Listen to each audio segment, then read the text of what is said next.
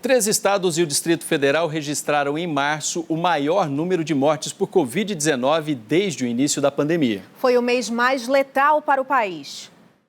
Março terminou como o mês em que mais brasileiros morreram por Covid-19.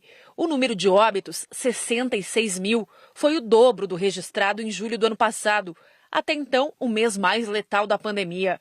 Foi quando a doença entrou na família de Tânia de forma devastadora. A empresária perdeu o pai e a mãe vítimas do vírus. Os dois morreram no intervalo de 2 meses. O irmão, que conseguiu se recuperar, passou 34 dias na UTI. A doença ela destrói a vida da gente. Ela acaba com o seu organismo. Os jovens estão pouco se dando importância à realidade dos fatos. Parece que sim, a ficha não cai e parece que nunca vão entender o que está acontecendo. Enquanto no ano passado os picos da doença foram em momentos diferentes nas regiões brasileiras, agora a crise atinge ao mesmo tempo todo o país. Um levantamento feito pela Confederação Nacional de Municípios indica que o risco de faltar oxigênio é realidade em 625 cidades brasileiras. Já a falta de medicamentos do chamado kit intubação atinge mais de 1.000 municípios. A situação é preocupante mesmo nos estados onde as contaminações estão em queda. O governo do Amazonas suspendeu as cirurgias eletivas por causa do risco de desabastecimento de medicamentos usados para intubar.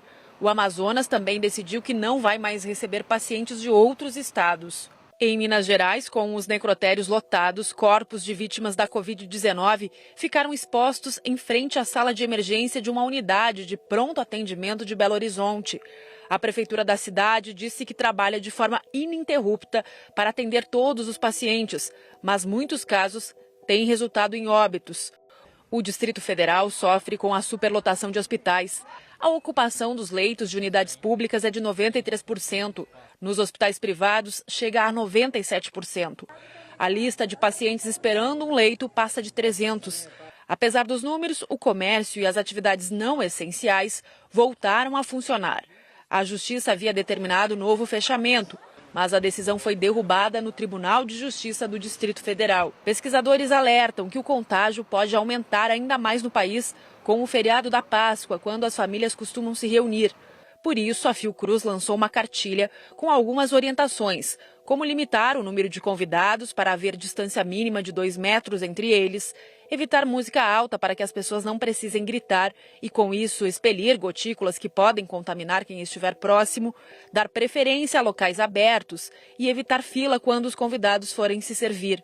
É importante não deixar que todos se sentem juntos à mesa na hora de comer. Hoje, mais de 30 pesquisadores e economistas divulgaram uma carta aberta pedindo 3 semanas de lockdown em abril. Nós vamos conseguir salvar 22 mil vidas se a gente fechar 3 semanas. Tá? Ou nós vamos perder totalmente o controle e nós vamos ter uma mortalidade extrema. Nós vamos chegar a 500 mil de mortos até o final de junho. O presidente do Senado, Rodrigo Pacheco, criticou a falta de coordenação e enfrentamento da pandemia durante uma reunião virtual com a Frente Nacional de Prefeitos. O Brasil revelou, infelizmente, a partir dessa falta de coordenação, algo que nós não podíamos ter feito. Era preciso ter coordenado desde o início todos os entes federados para poder enfrentarmos da melhor forma possível essa pandemia. O novo advogado-geral da União, André Mendonça, que trocou de ministério no início da semana, ingressou nesta quinta no STF com um pedido para suspender qualquer proibição de missas e cultos durante a Páscoa. Um pedido parecido já havia sido feito pelo Procurador-Geral da República, Augusto Aras. Os dois são candidatos à indicação do presidente Jair Bolsonaro para uma vaga ao Supremo Tribunal Federal em junho.